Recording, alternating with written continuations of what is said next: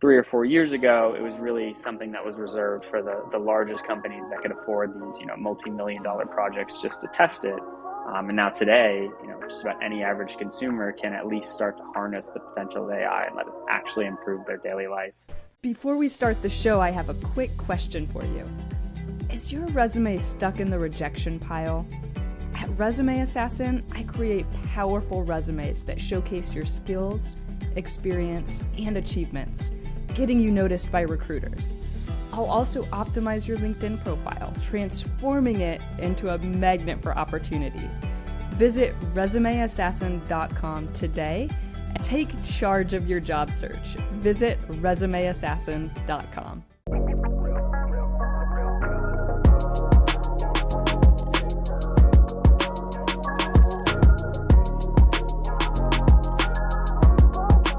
Today's guest is a builder, strategist, and a problem solver. He taught himself machine learning and software engineering, launched and sold multiple dropshipping brands, and scaled a marketing agency, all while earning his master's in chemical engineering and data science from Columbia. Since then, he's worked with over 500 businesses. Generating over $300 million in revenue and helping companies grow faster with AI, marketing, and automation. So now he's focused on creating an ecosystem of growth solutions to help others scale more sustainably. So before we get into the topic, Scott, I want to ask you a question that I ask all of my guests. In 10 words or less, what's the best piece of advice that someone has ever given you? I would say, in even less, I would probably just say consistency. That was probably one of the most brutal truths. When I started, I was constantly struggling, and I would do one of those things that many people do, shiny object syndrome. I'd pick something Yeah. up. It wouldn't work in a couple of weeks. I would think I put everything I could into it, and I would drop it. And I think the first time that someone said the idea of just truly taking consistency and leaning into the pain of failure and then learning was probably one of my biggest lessons that has gotten me here. So in one word, I would just say consistency. Yeah, couldn't agree with you more. Okay, so what's the most exciting thing you're working on right now? The most exciting thing I'm working on right now would likely be AI automations at the level that we're working on. So about 2 years ago, I was doing a lot of AI and automations anyway, because with the clients we had, we were doing a lot of marketing at higher levels. We were spending some larger budgets, and then we were starting to do kind of the conversion side. So I think building websites and things like that, starting to nurture audiences as you grow them.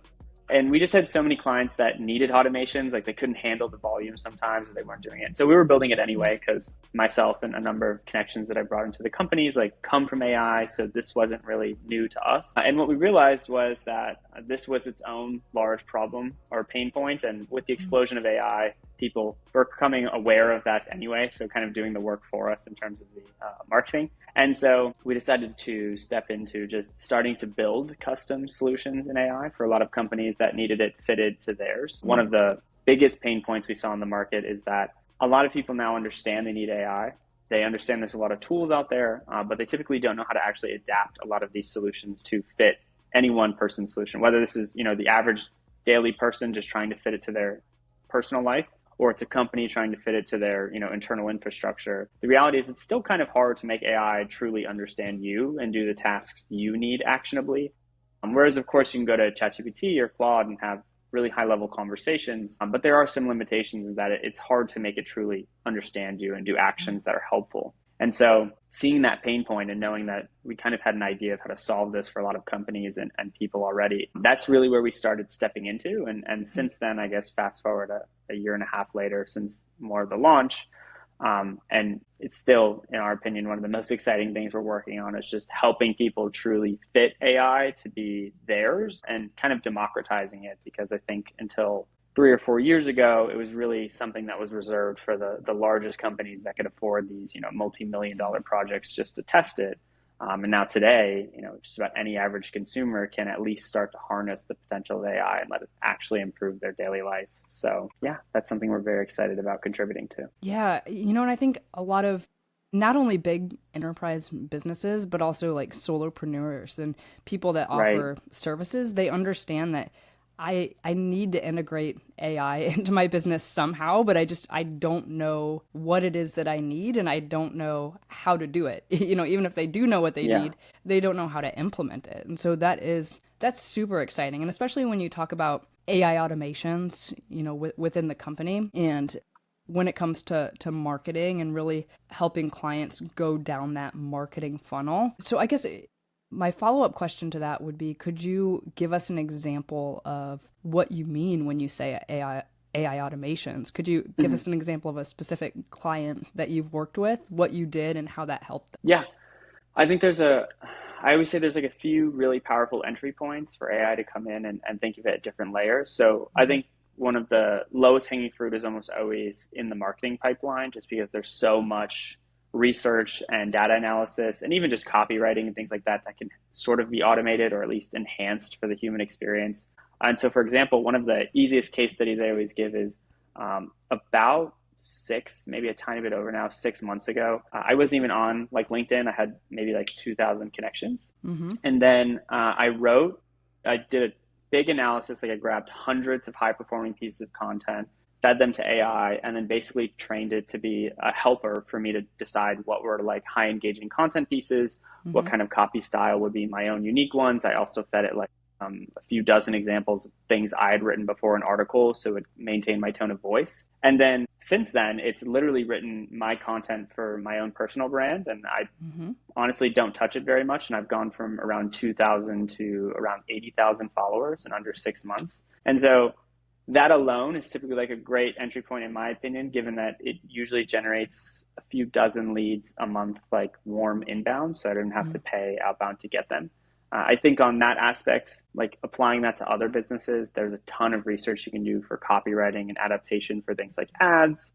Yeah. It's great for finding topics for SEO and, of course, finding topics for content at scale and starting to adapt it. For context, I'm normally using something just like a well-trained piece in Claude, a project, for example, and then also using something like Perplexity to enhance the actual research and make sure that's up to date, trends are correct, facts are right, and things of that nature. And that alone is pretty powerful for just about any business that can't get enough traffic, because I think on my profile right now, it generates around like 5 to 7 million impressions every 7 days. So like any business could rely on that alone for lead flow. The next layer that's really helpful is normally the actual customer interaction. So for example, a lot of companies come to us and they just can't deal with the lead flow, which is always a good problem, but it's a great way to start building more custom trained ones that are actually built on top of, say, a database of someone's company that knows all the information about a company, doesn't hallucinate, of course. So you actually train it correctly on what's called vector databases and a few other layers.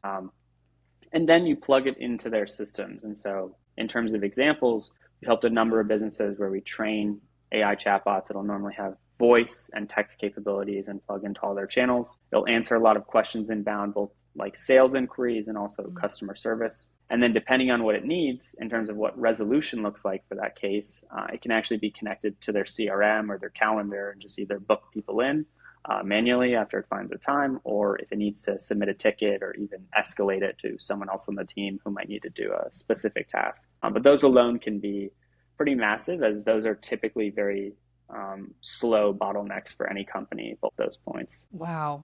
That's so exciting. And I think that there are a lot of people that are out there that are really trying to grow their LinkedIn presence right now too. So I'm thinking about you and going from 2,000 followers to 80,000 followers in 6 months. And I'm like, that's massive. There are so many people that want to replicate that. So besides the content piece, I know that you said that you've had AI review and analyze some of the top performing posts on LinkedIn and rewrite those and, really use your tone of voice to create content there. What are some other, in your opinion, how, besides those things, how do you think you grew from 2,000 to 80,000 followers? What can we do to replicate that? Yeah, so there's a few things. One, like easy way out is always consistency. Like again, that word comes up. But two, there's definitely some ways to kind of play with the algorithm and get it in your favor. One, I'm very mindful of the topics I choose. I use a tool called Clio, which is free to an extent that just about anyone can use. And I do a ton of research finding what are the fastest growing profiles on the platform, not just what are the largest platforms. And so That's been really helpful for me to find topics that are really validated, in the sense that often I feel that a lot of people do research of what are the largest accounts now. And those people kind of get the cheat because they're so large that the content doesn't have to be that good to get a lot of engagement. Whereas if you can find some of the smaller and medium-sized accounts that are growing really fast, then you can see what content is truly performing on the platform, what topics do people actually want to hear, what's actually getting, explosive growth that's kind of an outlier. And I treat this way on any platform. I mean, YouTube is one of the most, I'd say, infamous for that idea that if you can find the outliers on people's channels of, when it gets a massive amount of views in comparison to their average, you get a pretty good insight that that's a validated topic that you should touch on in your own way. So that's been very large for me. The other thing is I had been, I guess, active on LinkedIn, although I did genuinely have around 2K followers, that I was always comfortable with outbound and building a lot of connections. And so I did find that to be really helpful in this regard too, because to explosively grow, it was really helpful for me to just keep being super active on the platform and starting conversations. Because a lot of those people became people that I naturally just engaged with, or they engaged with my content very early on after I posted, which was also very helpful to sort of give the intent of the algorithm that, hey, this is worth promoting. So if you did have a great topic or your piece of content is good, it kind of just furthers that chance of being somewhat viral or explosive in reach each time.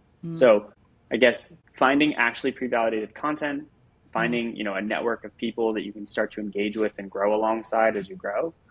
And then being really consistent with it. I genuinely post 7 days a week, so I get followers every day because of it. Those three have been pretty crucial. Wow. I love that you said to find not necessarily the largest accounts that are on LinkedIn, but the fastest growing accounts. And that's something that I think about LinkedIn all the time, because I feel like I live on LinkedIn, but I've never really thought about it in that way. Could you give us some cheat codes? I mean, what have you found? What are some of the fastest growing accounts out there, and what are the underlying themes? What are they posting about? Yeah, so that's the thing. The hardest part of LinkedIn is that you can't get a feed like you can in Instagram and TikTok. So I honestly find getting validated topics on the other platforms easier, because you can just make new accounts, engage with a few of the right types of topics, and they'll show it frequently. Because LinkedIn is so focused on sort of showing you who you follow, you can't as easily get suggested what's viral. So I would jump around. I've used way too many different tools that I haven't loved to try and find posts that were going up quick. Favicon has been helpful sometimes, although I think it's a bit expensive if you're just trying to figure out what's working. So besides that, I have found that finding some of the bigger creators that are already large in niches that you care about, and then finding lots of suggestions based on them or who's interacting with their content has been a more helpful way for me to sort of reverse engineer and step down to find profiles that were growing fast. And so I personally have done that mainly in personal development and optimization, and then AI and technology, and then marketing. And I've sort of peeled those layers back to become the pillars of content that I talk about by finding the industry leaders in those spaces, seeing who engaged with them, and starting to track those profiles myself. Very interesting. How do you use AI to create unfair advantages in business? So there's a number of ways. I find that if you're, especially since we're often talking to the solopreneur and the smaller businesses who are kind of struggling and thinking, how can I take advantage of AI and truly differentiate myself from the rest of the industry? I feel one of the AI's biggest advantages and revenue drivers is just personalization at scale, because that's one of the easiest ways that when we implement it, it almost always has an immediate ROI. And so an easy example being that many companies we work with, one of their leading factors of revenue generation is normally outbound in some form or another, or inbound communications. And so, we have systems that we often build that can send, 1 to 10,000 emails a day outbound, but normally they don't land that well because they're so generic. And the idea that you could personalize 5 to 10,000 emails a day is ridiculous. But with AI and having the right systems, we're able to actually do research from the internet on every single one of those leads and have a personalized line that's not garbage, for lack of better terms, to 5 to 10,000 people a day. And you can see massive increases in the open rate. And on the other side, for the inbound, or even paid ads, if you'd call that inbound once they opt in, just the immediate interaction. I mean, there's a statistic that if you can answer someone in the first 60 seconds of them opting into something or showing interest towards your business, there's a 381% chance, higher chance that they'll actually move forward with you. And so that idea that you have basically almost a 4 times higher chance of converting someone just because you can have AI answer them in the first 60 seconds, in my opinion, is an unfair advantage in the sense that many companies don't know how to adapt. And the idea that they're actually going to be sitting in front of a phone or have a human doing that for every single lead that comes in any hour of the day is unrealistic. And so that's been a really large just revenue driver on the front end. And of course, there's ways on the back end too. But I think like at the lowest level, being able to kind of personalize and reach people instantaneously at scale is pretty massive. Yeah. Yeah, and and I think you're right, especially for a lot of small business owners or entrepreneurs. Some of that outbound outreach is really the bottleneck because it's hard. I mean, if you've ever tried to do outreach on LinkedIn, it's so worth it, but it's also so time consuming. And so it is. It takes forever. Forever. And so the thought of putting systems into place where you could send out, you could potentially reach, like you said, between 1K and 10K people a day or a week or whatever it might be, that could be huge. And, but the other thing that I think about when I think about, that outbound and emails and things like that, and I'm sure a lot of other people can relate, is I've seen a huge influx of emails come in to my inbox that are probably using systems that are similar to that, and you can tell almost immediately when somebody's using AI to write you an email. And I almost always just I'll open it, but I'll delete it instantly and try to unsubscribe if I can. Me so too. I guess so a couple of questions there. I mean, number one, what systems, if somebody's interested in doing outbound marketing like that, what are some specific systems or programs that we could look into? And the follow-up to that is, how do we get people to look and be interested and not, like you and I do, Scott, not just look and then delete it? So one thing that I've always found to be super important, and I say this with AI too, like literally training AI, but also using it, is the data you feed it is really the oil to the engine. And so we take like our data sources pretty seriously. And so even if you use something like Apollo, which is one of the most like commonly known sources of data on the web that you can get information pretty cheap from, or use a scraper on SalesNav, depending on what you do. My recommendation is always like find context on these people or pull context in data so that you can basically enhance the writing of your AI. For example, doing something as simple as finding people only that have been mentioned in the news or had company mentioned in the news recently makes it so much easier to feel like you actually took time to research that they've been, gotten a shout out from an article recently. And that kind of sort of detail is really the only way, in my opinion, to actually make it look like it was personalized. Because at this point, even if a human were to look at someone's profile, like you can only write so much before the people just think like this was probably AI, even when it is a human writing it. So finding just like context. I sometimes even will do stuff for LinkedIn where you'll look at someone's post, or you'll have AI look at someone's post by scraping their feed. Then you can write on their most recent post. If of course you've scraped people that have recently posted on LinkedIn, for example, like that makes it easier because you can just basically make a comment reflecting on that. They'll typically open it because it feels like an actual genuine question where they've read your content before writing you. And that alone will increase your chances of at least them reading your offer, right? Because the reality is we're sort of just hooking them to get to a call to action or offer to see if they like it. So if you can increase open rates, then you can at least make your bottleneck the offer. And then if that doesn't work, then you can change the offer. Yeah. But to answer your other question within that, is relevance AI is one of our favorites. It's like such a straightforward, easy tool to use for doing things like this kind of in bulk. The other option, which is a bit more complex, is you can definitely connect a lot of these AI platforms like into, say, Google Sheets, and you can sort of scrape them manually. And then Clay is a very well-known platform that's considerably more expensive because it does all the heavy lifting for you, but works very similarly where in columns you can sort of give it actions sequentially.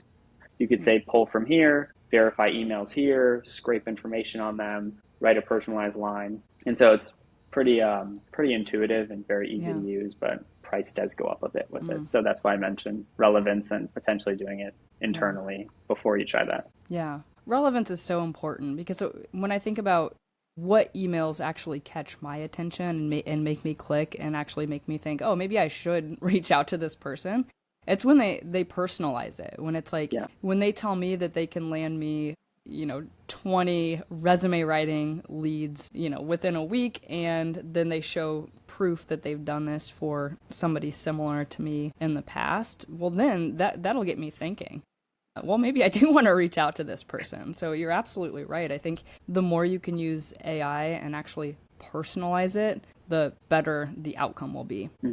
Big time. There's a ton of opportunity for it. Yeah. So, we already talked about you building this huge audience of, 100,000 plus at this point. And I know you're you geek out on content. So I'm curious, what's the secret to, number one, to getting people to care about your posts? And then the second part of that is, what content is actually performing the best on LinkedIn right now? So there's a few ways to think through like what performs the best. For example, I would say like there's format, and then there's topic, and then there's like style of distribution. So in terms of format, I think LinkedIn is always sort of fluctuating. I think right now carousels are probably working the best, but infographics and those styles of just images, even like depending on what kind of industry or topic you're selling, if you're doing sort of thought leader content, people love quotes and things that hit home that are really about personal growth, performance, things of that nature. So if they resonate with you, they're great to share. In terms of pattern of distribution, I think LinkedIn is a platform that really only rewards you for once a day posting. I've tested, and numerous other people have tested posting twice a day even, and that seems to have a drop off in the impressions directly, so it's not helpful. LinkedIn is very momentum based, so kind of the performance you have the day before is very important for the performance you have today, for example, and it really does lay over, much like Instagram, for example. Whereas, for example, TikTok, you can basically just keep spamming content. You could post around 4 to 5 times a day, and every single one gets a new equal chance. So like even if the last one bombed, they got 2 views.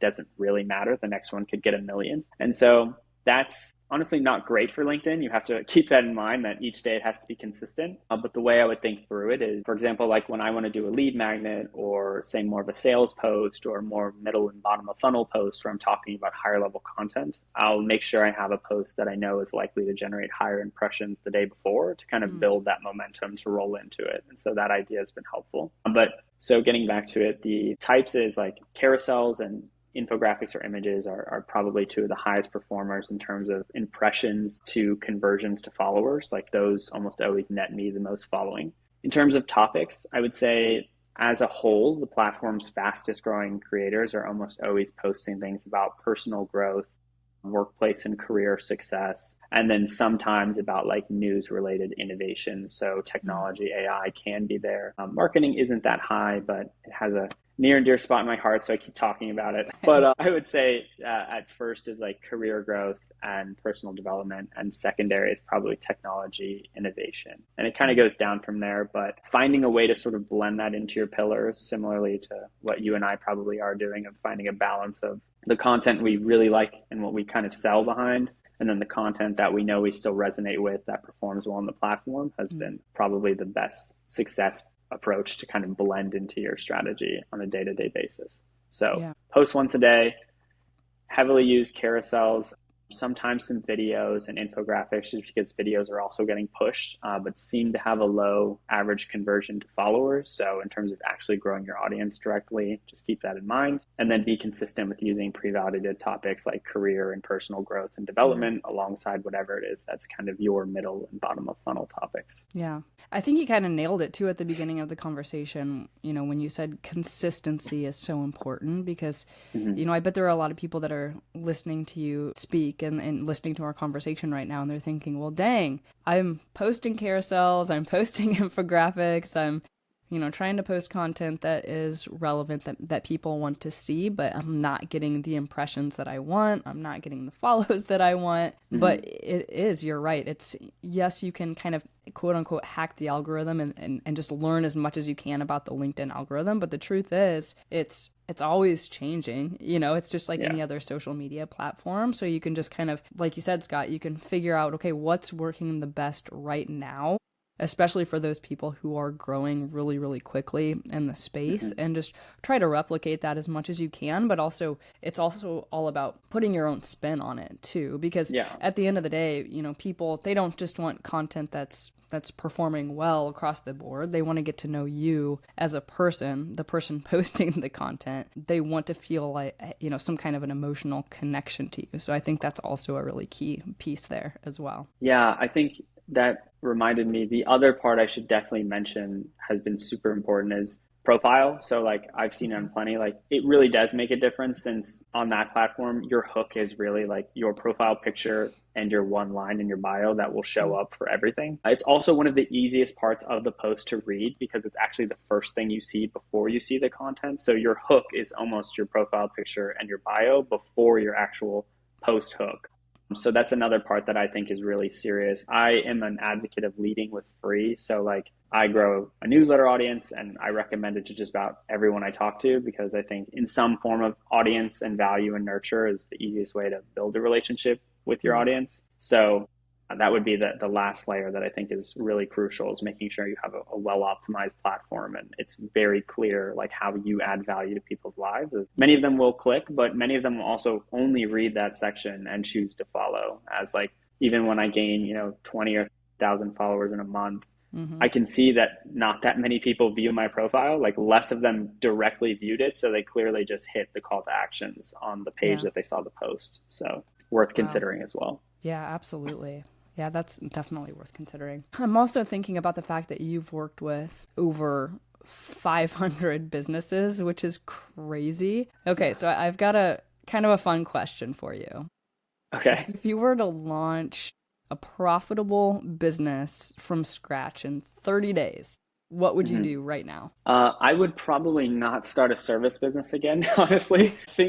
I personally think the easiest thing, like for anyone watching, if they're just trying to make money, is capitalizing on digital traffic in one way or another. And honestly, some of the easiest ways to do so are through like digital products, communities, courses, and newsletters, because they all pay you for almost no fulfillment. For example, when I get 5 to 10,000 subscribers, I'm actually getting paid on average around $1 to $2 for every subscriber I get, even though none of my subscribers are paying. Another example is like in communities, if you have something you're really good at and you can find a way to truly appeal to an audience to educate them on that and help them grow through it, you can have 1,000 people pay you $3 to $7. And for you, that's 3 to 7K. For them, it's something they won't even look at. It's less than a coffee one time. And this idea is something that like I find to in this day and age be one of the easiest ways to capitalize on just reaching people with social media. Again, I come from advertising, like you mentioned, from the marketing side, and I know what it costs in advertising and what it has costed for the last 10 years to reach the amount of people I reach organically in a week. And like anyone can do that now, and it's literally free. Like if it fails, it costs you nothing but a little bit of time. And so in my opinion, one of the easiest ways to like go cash positive is just find pre-validated areas or niches to build ideas and consider like digital products, simple services, communities, newsletters, things of this nature that are very easy to charge people next to nothing, but make a lot of money off of and acquire a community. That's what I would say. So like whatever topic it is, post on all socials, start to generate some simple call to action. Like I said, whether it's newsletter, community, anything, or simple low ticket product. And that is the easiest way to build an audience that is actually willing to pay you. And then even when you want to sell high ticket on the back end, like you've basically been paid to acquire your community. And I think it's one of like the biggest cheat codes right now. I'm connected with a number of people running like low ticket funnels. So they'll run even like a $7 product. Then they'll get people in a community that are paying every month. And then some of them will go for these large upsells that, many businesses try to just convince on the front end, hey, I want you to pay me $5,000, $10,000 a month for a service. When in reality, if they had been in a community for a couple months or a newsletter and they had been nurtured, it would be so much easier and they would often come to you instead of you chasing them down.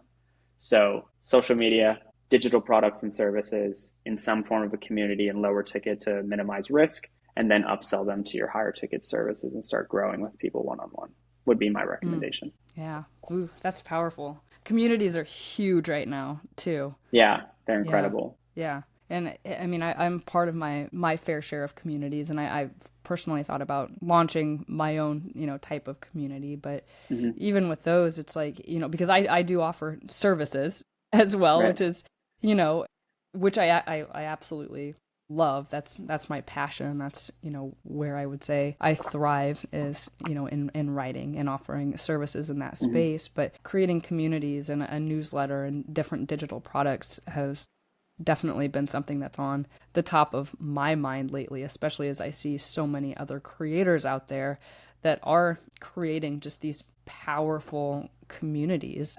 I guess, for people that are listening that are like, yeah, I want to create a community, how would they even go about getting started doing something like that? Yeah. So personally, I think of a newsletter sort of as a community, just to be Mm-hmm. clear. So when I'm using that verbiage or language, like I'm thinking of newsletters as community as Mm-hmm. well. I think of anything that takes people into connecting with you externally to social media, kind of like a community, in the sense that if you get them to a newsletter, for example, or like a paid community where they're interacting with each other, you own their data basically. Like they're interacting with you independently to social media. So if you got shut down on every platform tomorrow, like you can still communicate with these people and have a relationship with them. That's one of the reasons I think it's so powerful. But two, in terms of starting, similarly, like I said, like I've grown a couple, three, like few thousand subscribers purely off of the journey I just explained on this conversation. Like it was at zero when I jumped into LinkedIn, decided I was going to take it seriously. And so my recommendation to anyone else is still going to be social media is the cheapest way to start getting people into it. But the second part is just have lots of conversations if you can when you're starting to connect with people. Like that is your ICP. Like I knew who I wanted on my list. Mm-hmm.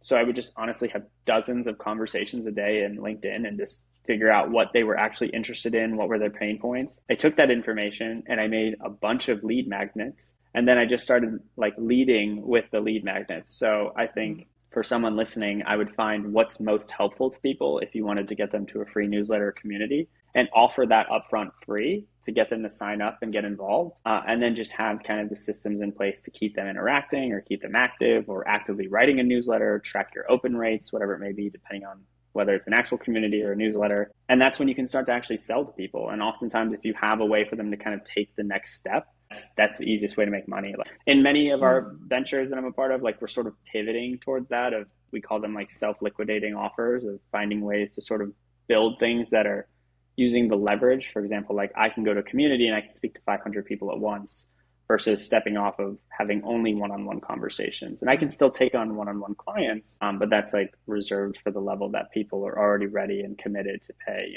5, 10K plus a month, depending on what the services are. But yeah, that's the benefit of it being literally free on social media is as long as you can find ways to be valuable to the audience you're interacting with, you can genuinely reach them for free, give them free opportunities to step into something, get them to sign up to things, and start interacting with them. Yeah. It's super exciting. I mean, there are so many tools out there. It's like anybody, any regular person on the street, you, me, we can step in, we can create a newsletter, we can create a community, and then we can figure out how to monetize it.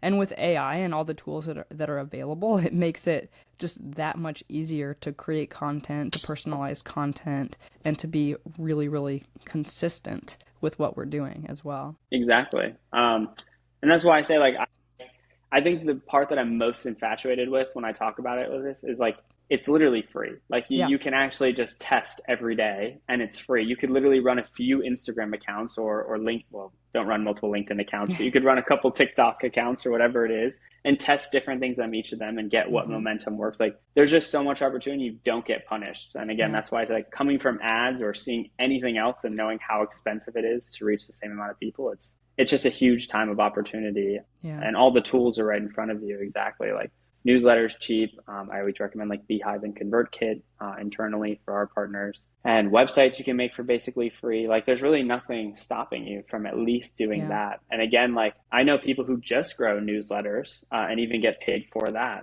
because there's so much money to be made in those alone. Even if you never sell a service, you can get paid for followers. Like when you do it, you can get paid for sponsorships, and it works like that in anything. Your community, you can have guest speakers come that are really valuable to them if they use that, or if you plug tools that are really helpful and you give tutorials, you can be an affiliate.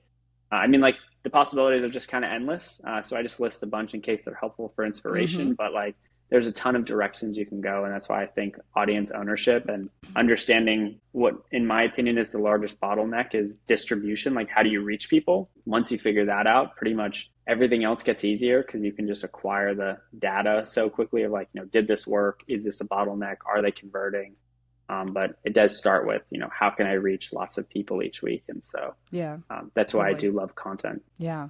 Yeah. And with those 500 plus businesses that you've worked with, could you give us, maybe think of one really exciting example where you were able to step in and really help accelerate their growth in a big way. Could you give us a specific example? Yeah, I'll give a couple types. So I'll do one large example with AI since that's what we're most actively working on, and then I'll step into just some of the other easier bottlenecks, like what I mentioned earlier. Will be like outreach at scale is pretty large for some people, but we worked with a very large call center, actually in Ecuador, and they had, I think they did around 200,000 calls a year, kind of on the higher end for them.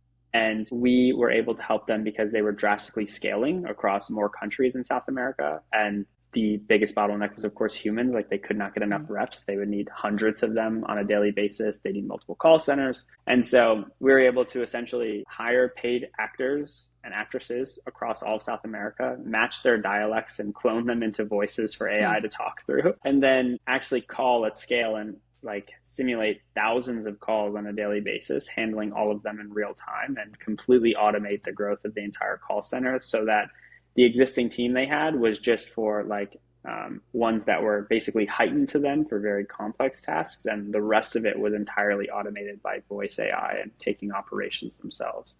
And so that was huge because that would be like, I think it came out to around like an 87 or 86% like reduction in what they would have needed in terms of costs. So they basically increased their profit by like 87% overnight for the amount that they scaled to, which is insane. Wow. I know, it was crazy. So I think that's like a really fun example. There's a lot of other cool examples of AI as well, but I think that's one of the like the easiest, most impactful ones that relate to other people. We've done ones with like scanning and like machine vision learning. For example, like we've done one where we've done traffic ticket analysis. So we could actually look up the license plate, analyze what the numbers were, make sure it was the right car, and automate all of that as well, which is a huge bottleneck for many states, not here in Florida. So I actually had to learn about it when we did the project. I didn't know places had cameras. Yep. Like I went to Georgia one time and saw the cameras and I was like, oh my God, that's what the project was for. So anyway, so we've done things like that as well. But on the smaller end, I would say, honestly, just knowing how to like some of our biggest case studies right now are typically around marketing, like knowing how to reach people. That's why I talk so much about content growth. I think like it is genuinely the easiest lever to pull on for any business. If you can just figure out how to get in front of 1 million people, it's a lot easier to sell an offer. And so having the systems to do that has sort of translated to our most impactful services typically being helping people like solidify their offer, build their funnel, and then build the right content to reach people regularly. I know that's not exactly specific, but I do find it to be like anyone listening can benefit from like solidifying their funnel and their offer and finding a way to just keep driving traffic at scale, whether it's organic or paid, but just knowing how to do it. For example, like there's so many people on LinkedIn, since that's the conversation we've had for most of this, that even when they start generating traffic, they still talk to me and they say, I don't get leads, even at similar volumes to me. And it's often that they don't know how to do middle and bottom of funnel content. They don't have their profile correctly optimized. They don't know how to nurture them on the back end or sell to them in the newsletter or whatever it is that they're doing. And so often one of the simplest levers is typically just building automations into helping them nurture them. Yeah, and on Instagram or something like that, you may be familiar with like ManyChat. It's another great example of like a tool we typically use and set up just to actually start to engage with audiences and get them committing to things and move them to that next step, and not just be someone who sees your post once a week when it comes up on their algorithm, but someone who's interested in taking action and has a reason to follow you and move forward with you. So on any platform or any social, that is almost always like one of the easiest ways that we help people increase revenue, is just increasing conversion rate and giving them a system to actually generate leads on a daily basis. Wow. So what's next for you, Scott? I'm still figuring that out. I think I mentioned the service-based thing because I think I don't want to jump into any more service-based ventures immediately. I found that, like you mentioned, the ecosystem in the introduction. I think one of the most powerful things is having a means, kind of like a way to use the system. So of course you don't need an entire agency, but like I knew when I was starting to grow that I needed some sort of marketing channel or way to grow and get in front of people. I knew I needed some sort of like branding channel or way to convert people, whether it be website or newsletter or content or whatever it means. Like I needed some way to make it. And then I needed AI and systems and automations to help actually let it be a scalable asset. Those were things that I just found to be a priority, that I was passionate about truly understanding. And so I'm a partner, or I own like agencies in those three spaces, but I don't want any more agencies. I would like to now like participate in a lot of businesses and opportunities where I can now use those assets that I've spent years now being a part of, and hopefully build some of those ideas in spaces like technology, which is honestly where I'm most active, and some other things as well. Like e-commerce is the first space that I actually started clients. Like you saw the drop shipping thing. That's actually how I started the marketing agency, was I leveraged those case studies and had conversations with people. And so most of our largest case studies from our marketing agency was actually in e-commerce before we started expanding. And like our biggest ad budgets today, like our biggest client to date spent around like $70,000 a day in ad spend, and like that was in e-commerce. So most of my experience was actually built in e-commerce and then tech. And so I hope that I can contribute in the next few years to kind of participating in those brands and growing them with everything we've been investing so much time and money into actually developing. Wow, that's exciting. So where can we, it sounds like it. So where can we find you on social media then? So LinkedIn is my most used profile right now. Hopefully soon, when someone's seeing this, you'll see me on Instagram and YouTube. But for the time being, LinkedIn is my biggest one. And then my newsletter is really where I have the biggest connection, I'd say, that I write regularly, which is literally my name, scottcaputo.com. So those are the two places that I'm really active. Scott, well, thank you so much for coming on today. Yes, again, thank you for having me. It's a ton of fun talking to you, and I'm glad we got to chat. Thanks for listening. I will be releasing episodes every Monday, so be sure to subscribe on the platform that you are watching this, give it a 5-star review, and we'll see you next time.